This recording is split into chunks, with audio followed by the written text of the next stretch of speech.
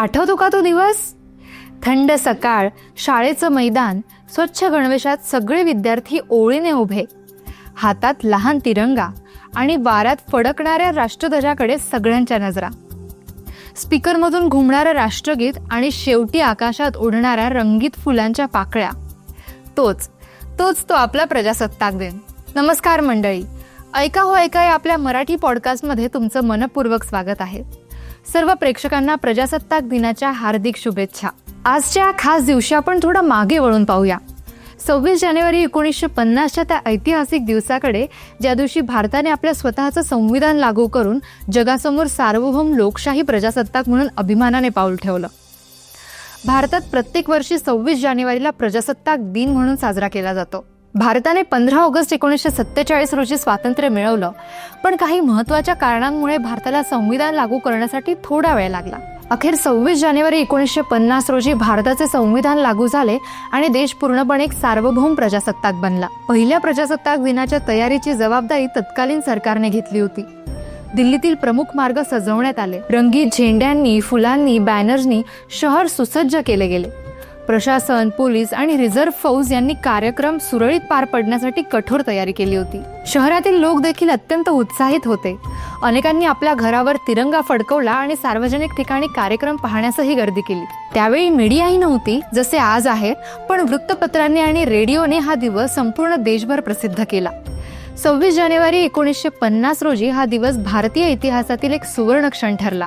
या दिवशी भारताने स्वतःच्या संविधानाची अंमलबजावणी करून ब्रिटिश कायद्यांऐवजी स्वतःच्या कायद्यानुसार राज्यकारभार सुरू केला आणि सार्वभौम लोकशाही प्रजासत्ताक म्हणून आपले अस्तित्व जगासमोर मांडले. त्या दिवशी सकाळी 10:18 भारतीय राज्यघटना पूर्णपणे लागू झाली आणि त्यानंतर डॉक्टर राजेंद्र प्रसाद यांनी भारताचे पहिले राष्ट्रपती म्हणून गव्हर्नमेंट हाऊस म्हणजेच आताचे राष्ट्रपती भवन येथील दरबार हॉलमध्ये शपथ घेतली.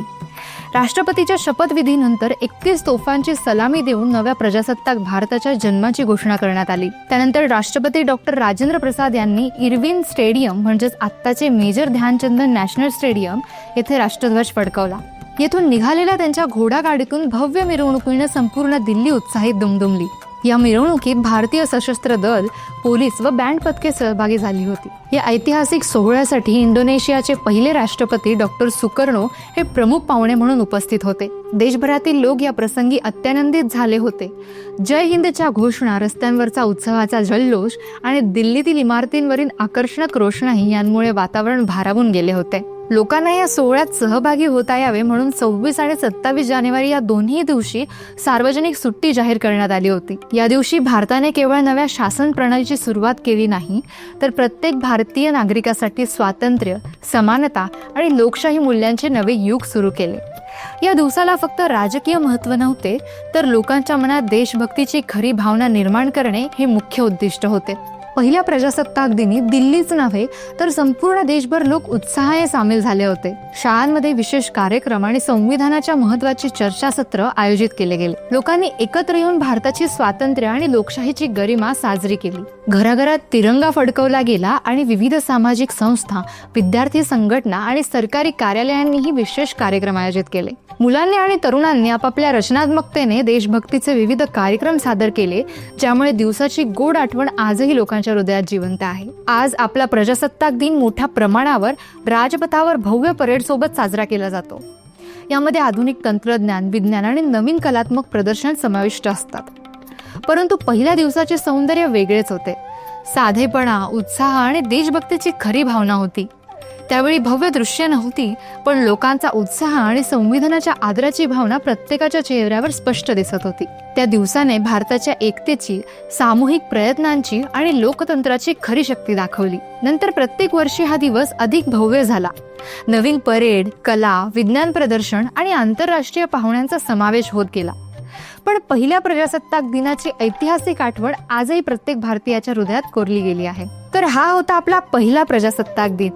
एक असा दिवस जो फक्त साजरा करण्याचा नव्हता, तर आपल्या संविधानाची, लोकशाहीची आणि देशभक्तीची खरी ओळख देणारा होता.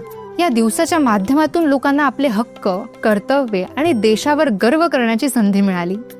26 जानेवारी हा दिवस केवळ आठवणीसाठी नाही, तर प्रत्येक वर्षी आपण आपल्या देशाच्या उपलब्धींवर गर्व करण्यासाठी आणि लोकशाहीच्या मूल्यांना मान्यता देण्यासाठी साजरा करतो. जय हिंद, जय महाराष्ट्र. तर मंडळी, आजच्या पुरतं एवढंच. आम्हाला आशा आहे की तुम्हाला आमचा हा पॉडकास्ट अवश्य आवडला असेल.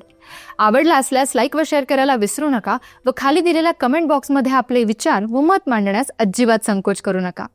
ऐका या खास मराठी पॉडकास्टच्या पुढील अपडेट्स जाणून घेण्यासाठी आमच्या चॅनलला सबस्क्राईब करा व बेल आयकन प्रेस करायला विसरू नका. धन्यवाद.